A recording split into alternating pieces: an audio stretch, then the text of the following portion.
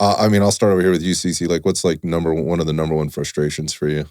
Um, when somebody hires a coach, they're hiring a coach because um, they're trying to make an investment and they believe in what that coach has to help them along. And so when that relationship, when it's no longer, I guess, symbiotic, or where that client isn't respecting what the coach has to say or their guidance, then that's where things become challenging, I think.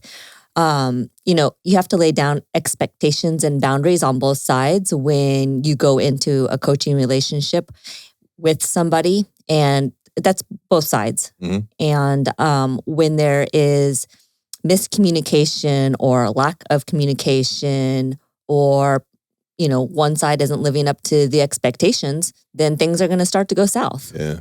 Yeah. I feel you. I mean, I think everybody can relate to that. Like I said, I think this goes a lot further than just the coach-client relationship.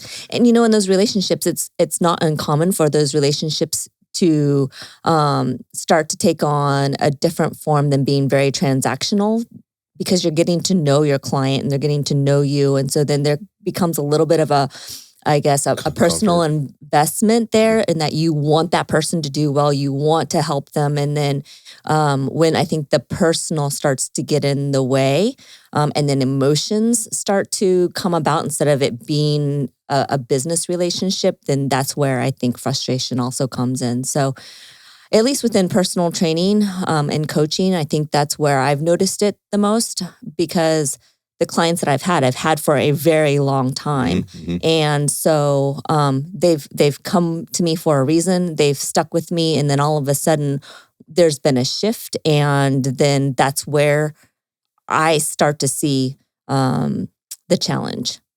Yeah, I think you made a good point as far as like where that line begins to blur between a business transaction, and then it becomes more of a personal relationship. And then I think it could cross into almost like a child that's no longer listening to their parent and no longer respects their parents' opinion.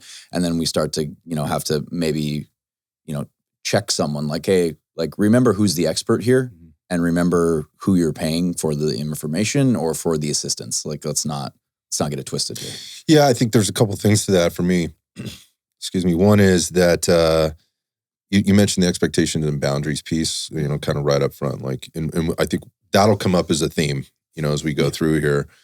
But when people pay for something, like they pay for a service, they pay for a coach, and whether that's in, life coaching or a therapist, or, the nutrition piece, the fitness piece, or in other worlds, it could be anything. You're learning how to drive, you're learning how to surf, you're learning how to, and maybe you're out on the firearms range or something like that.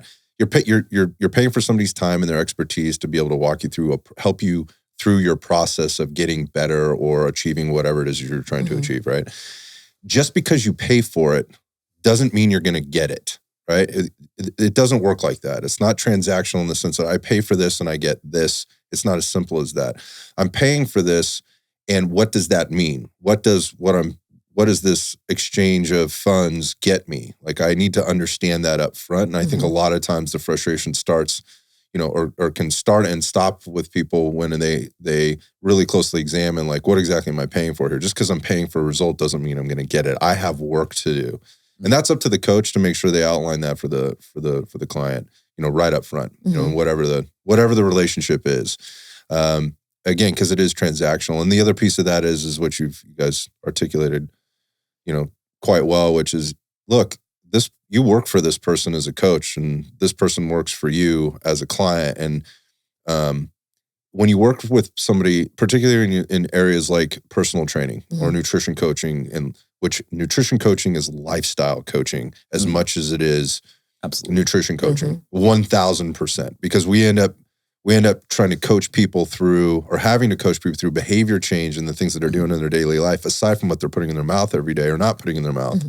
That's a big piece of it. And it does get personal. That's the nature of the business. And you have to be very careful about what how much personal gets in there, and make sure you are checking those lines on occasion, whether you're the expert or not. It's just,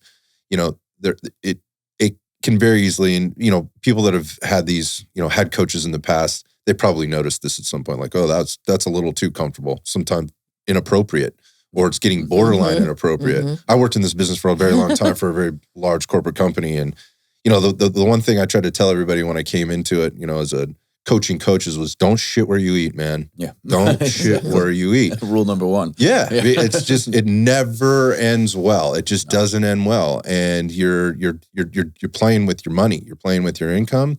You're playing with your job or your career and your integrity at the same time.